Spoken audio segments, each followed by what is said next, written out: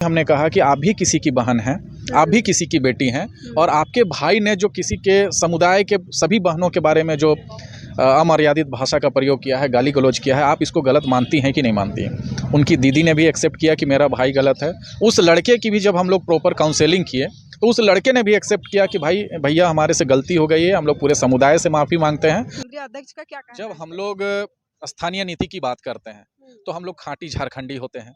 जब हम लोग पलायन की बात करते हैं तो खाँटी झारखंडी रहते हैं। जब जेएसएससी जेपीएससी सीजीएल घोटाले की बात करते हैं तो खाँटी झारखंडी रहते हैं। जब स्थापन नीति की बात करते हैं, नियोजन नीति की बात करते हैं, कृषि नीति की बात करते हैं तो हम लोग खाँटी झारखंडी होते हैं। जब हम आदिवासी के अस्मिता और पहचान की बात करते हैं तो खाँटी झारखंडी होते हैं। झारखंड में झारखंडियों को मजबूत बनाने की बात करते हैं तो खाँटी झारखंडी होते हैं। लेकिन जब हम लोग किसी समुदाय के बहुप्रतीक्षित मांग का अगर समर्थन करते हैं तो हम लोग जातिवादी हो जाते हैं, किसी जाति विशेष के पार्टी हो जाते हैं। जोहार। झारखंड में आदिवासी और कुर्मियों का मुद्दा जो है वो इस समय पूरा माहौल एकदम बना हुआ है। सब कोई अपनी अपनी मांगों को लेकर, यानी कुर्मी समाज और आदिवासी समाज सड़क पर उतरी हुई है। केंद्र सरकार से लगातार मांग कर रही है कुर्मी समाज की हमको जितना भी जल्द हो सके एसटी सूची में शामिल किया जाए। वहीं आदिवासी समाज इसका जोरदार विरोध कर रही है।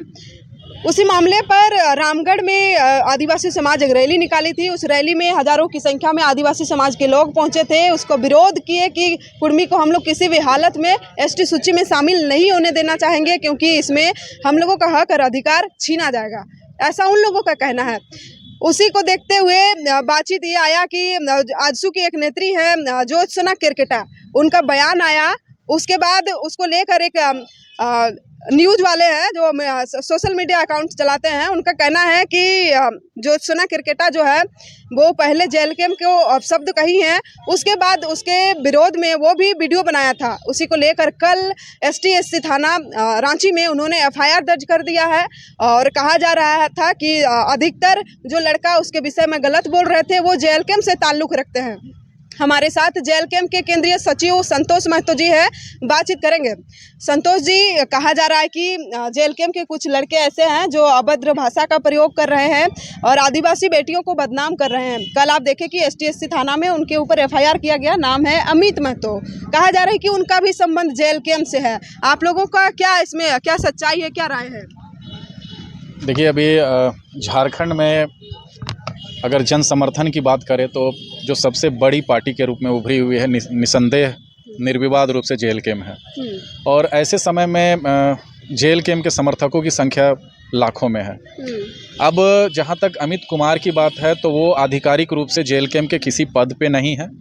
वो पार्टी के समर्थक हो सकते हैं, लेकिन समर्थक होने के नाते ना तो टाइगर जयराम महतो ने ना जेल कैम्प के किसी अधिकारी ने उनको यह परमिशन दिया हुआ है कि वो किसी बहन बेटी के खिलाफ कोई अनर्गल बयानबाजी करे।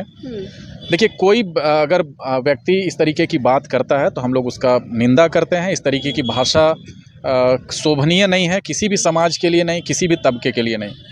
अगर इस तरीके की वाकया हुई है तो उसके अगर आप पड़ताल में जाएंगे, उसके बुनियाद में जाएंगे तो आपको ये समझ में आएगा कि देखिए, मैं पहले भी बोल रहा हूँ और अभी भी बोल रहा हूँ कि मैं इन बातों का समर्थन नहीं करता हूँ। मैं गाली गलौज की भाषा का समर्थन नहीं करता। मैं व्यक्तिगत रूप से भी भाषा की मर्यादा का खास ख्याल रखता हूँ और जिन मुद्दों पे मुझे बहुत ज़्यादा जानकारी नहीं होती है मैं उन पे बोलने से बचता भी हूँ। ऐसा नहीं है कि हमको कोई जानकारी नहीं है और हम ज्ञान बखारे जा रहे हैं। अब आते हैं मुद्दे की बात।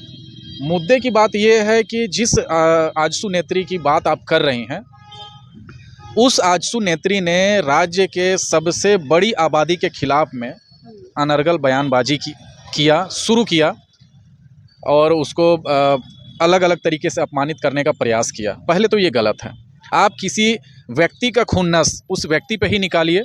अगर आपको संतोष महतो से शिकायत है तो आप संतोष महतो को नाम लेके गाली दीजिए, उनका विरोध करिए, ये आपको परमिशन है। लेकिन आप संतोष महतो से खुन्नस निकालने के लिए पूरी कुर्मी जनजाति को अगर बदनाम करते हैं, उसको गाली देते हैं, उसको चुनौती देते हैं या उसके सामाजिक प्लेटफॉर्म पे आप उसका मानहानि करते हैं तो ये गलत है।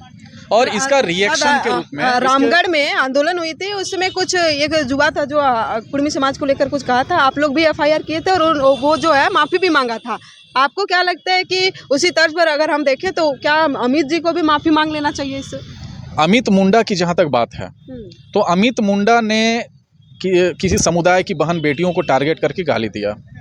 उस समुदाय के लोगों ने उससे मिला, काउंसलिंग किया। पहले तो हमें ये मालूम नहीं था कि वो लड़का रहने वाला कहाँ का है, लेकिन फिर हमने जांच पड़ताल करके उस लड़के का पता निकाला। उसकी दीदी से हमने बात की, उसकी दीदी को भी हमने कहा कि आप भी किसी की बहन हैं, आप भी किसी की बेटी हैं, और आपके भाई ने जो किसी के समुदाय के सभी बहनों के बारे में जो अमर्यादित भाषा का प्रयोग किया है, गाली गलौज किया है, आप इसको गलत मानती हैं कि नहीं मानती हैं। उनकी दीदी ने भी एक्सेप्ट किया कि मेरा भाई गलत है। उस लड़के की भी जब हम लोग प्रॉपर काउंसलिंग किए तो उस लड़के ने भी एक्सेप्ट किया कि भाई भैया हमारे से गलती हो गई है, हम लोग पूरे समुदाय से माफ़ी मांगते हैं और दोबारा इस तरीके की गलती हम लोग नहीं करेंगे। हम नहीं करेंगे, हम अगर विरोध भी कहीं करते हैं तो संवैधानिक रूप से करेंगे और भाषा का मर्यादा का खास ख्याल रखेंगे। तो हमने उसको अपने तरीके से सबक सिखाया।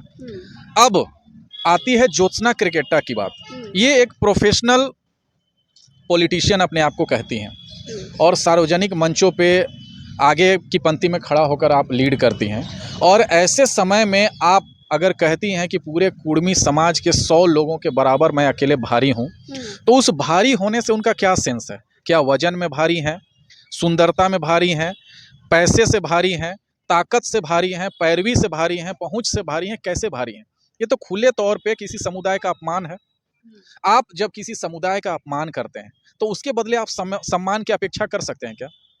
आप किसी को चुनौती दे रहे हैं, आप किसी को लिटरली कहें तो उंगली कर रहे हैं, उकसा रहे हैं, और कोई समुदाय का कोई लड़का अगर उकसावे में आके, बहकावे में आके अगर आपको गाली गलौज करने लगता है तो फिर आप विक्टिम कार्ड खेलने लगती हैं कि भाई हम शोषित हैं, पीड़ित हैं, वंचित हैं, दलित हैं, आदिवासी हैं, बहन बेटी हैं, महिला हैं, सब कुछ रोना गाना शुरू कर देती हैं।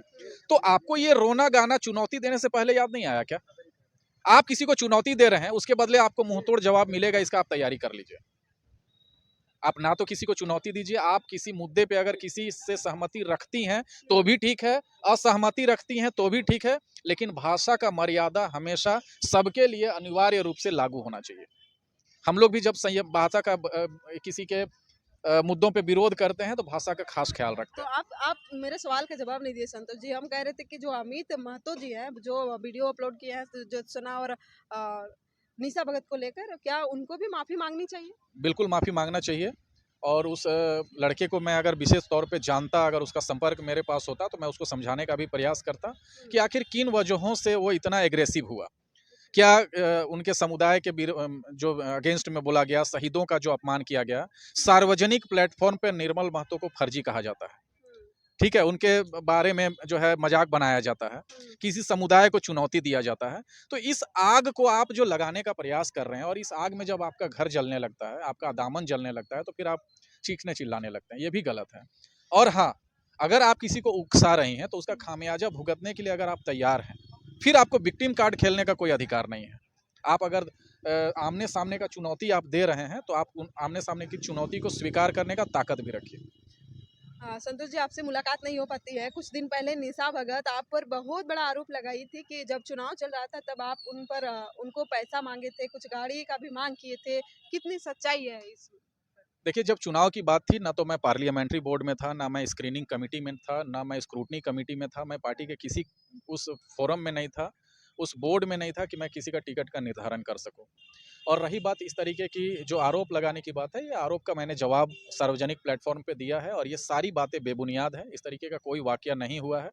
जहाँ तक कि हमने, हमारे पार्टी के शीर्ष नेतृत्व ने उनको गुमनामी के अंधेरे से बाहर निकाल के उनको पहचान दिया, उनको चुनाव लड़वाया, उनको पार्टी के सिंबल दिया, झंडा, बैनर, फ्लैक्स, होर्डिंग, सब कुछ सुविधाएं दी, और हमने यह प्रयास किया कि एक आदिवासी समाज की प्रतिनिधि होने के नाते वो बेहतर राजनीतिक करियर बना सके, और हमने हर संभव मदद किया उनका, हर संभव मोटिवेट किया उनको, साथ ही साथ संगठन के लिए उनको काम करने के लिए कदम कदम पे उनका सहयोग किया है, उनको उनका उत्साहवर्धन किया है। कभी कभी किस मुद्दों पे अगर उनको कोई कन्फ्यूजन होती थी तो हम लोग उनकी प्रॉपर काउंसलिंग भी करते थे।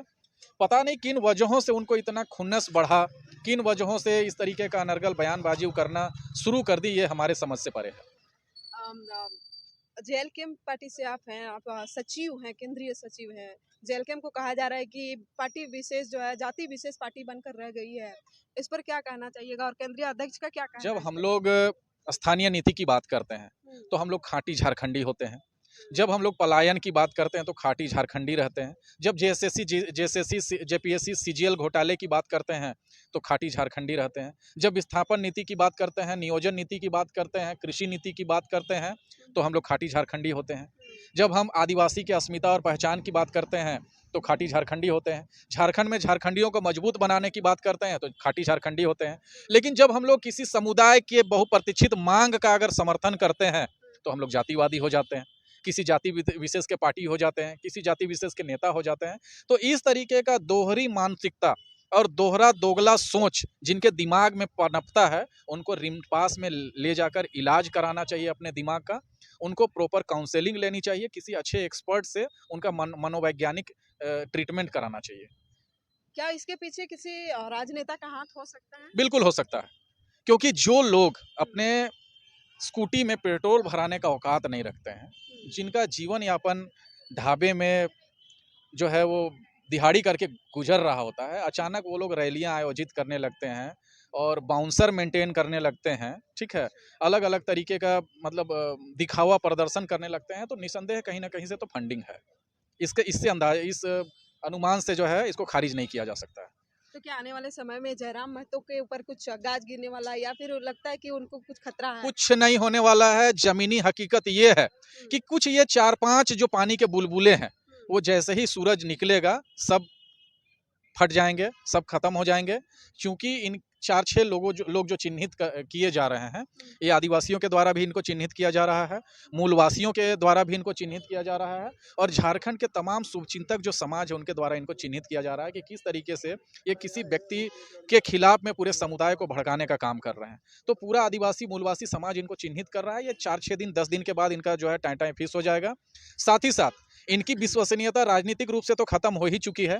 इनका जो समाज है, इनका जो सरकारी समाज है, सरकारी आदिवासियों का जो समाज है, वो सरकारी आदिवासी भी इनको खारिज करने वाले हैं।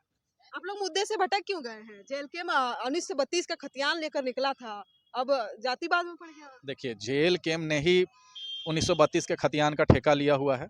जेल केम ने ही यहाँ के स्थानीय नीति, नियोजन नीति, विस्थापन, बेरोजगारी, अशिक्षा, स्वास्थ्य सुविधाओं का अभाव, जितने जो झारखंड के बुनियादी मुद्दे हैं जिनसे झारखंड के लोगों का भला हो सकता है, उस सब का ठेका जेल केम और जयराम महतो ने जी ने लिया हुआ है। और हम लोग किसी से उम्मीद भी नहीं रखते हैं। हम लोग अपने दम पे, अपने कंधे पे पूरा ये जो मुद्दे हैं उसको लेके आगे बढ़ेंगे और इसको अंतिम मुकाम तक पहुँचाने का काम करेंगे। हम लोगों ने बड़ी उम्मीद के साथ समाज के हर तबके को जोड़ने का प्रयास किया कि जो मुद्दे झारखंड को डाउनफॉल में ले जा रहे हैं, जो झारखंड के जमीन जल जंगल जमीन को बर्बाद कर रहे हैं, उनके खिलाफ हम लोगों को संगठित होना चाहिए, एकजुट होकर प्लेटफॉर्म पे आना चाहिए, लड़ना चाहिए, भिड़ना चाहिए और हक और अधिकार के लिए अपनी आवाज़ मजबूत करनी चाहिए।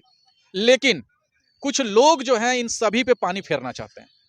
तो हम यही कहना चाहते हैं कि हम अपने मुद्दों के साथ कायम हैं और हम अपने मुद्दों को अंतिम समाधान तक लेके जाएंगे भी। इसके लिए अगर आप हमारा समर्थन देते हैं तो बहुत अच्छी बात है, नहीं तो आखिरी सांस तक हम इन मुद्दों के लिए लड़ेंगे। और झारखंड के लोगों ने जिस उम्मीद के साथ टाइगर जयराम महतो को अपना सर्वमान्य जननेता स्वीकार किया है, उस सपने को, उस ख्वाब को हम लोग पूरा करेंगे। और झारखंड की दिशा दशा बदलने के लिए जो कुछ भी कुर्बानी और बलिदान देना होगा, अपमान सहना होगा, रातों की नींद खोनी होगी, भूख प्यास त्यागना होगा, वो सारा कुछ हम लोग देंगे। लेकिन झारखंड के समृद्धि और झारखंड के लोगों के मजबूती के लिए जो हमने बीड़ा उठाया है, उसको हम लोग अंतिम पायदान तक पहुंचाने का काम करेंगे।